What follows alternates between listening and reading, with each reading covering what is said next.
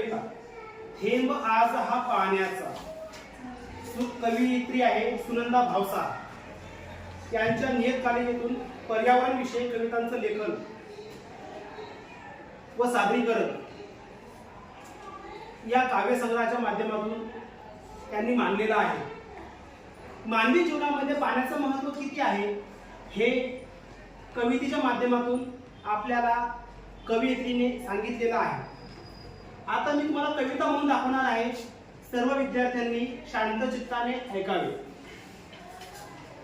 शब्द जाऊ दे अर्थ राहू दे विषय आहे गाण्यांचा.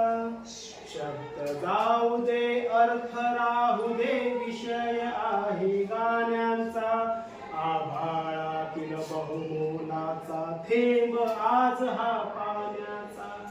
आभाळातील बहुमोलांचा थेंब आज हा पाण्याचा. मोती बनुनी सरसर येती वर्षे मधल्या सरीतुनी. माळ ओवते निष्ठून जाते बावरते जणू परी कोणी. या मोत्यांचा संचय कर तू प्रश्न तुझ्या रे जिन्यांचा. आभाळातील बहुमोलांचा थेंब आज हा पाण्याचा. शब्द जाऊ दे अर्थ राहू दे विषय आहे गाण्याचा. आभाळातील बहुमोलांचा थेंब आज हा पाण्याचा. आभाळातील ह्या मोत्याने माती मधुनी पिकती माती. निसर्ग जाणी मोल तयाचे तुम्ही मानसे का मग पोती. संचय करता तिजोरीतल्या खणखणत्या त्या नाण्यांचा. आभाळातील बहुमोलांचा थेंब आज हा पाण्याचा. शब्द जाऊ दे अर्थ राहू दे विषय आहे गाण्यांचा.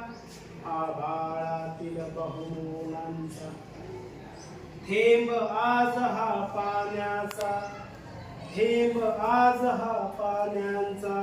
कशास ऐसा वेडा चाळा स्वतः होऊनी थगण्याचा.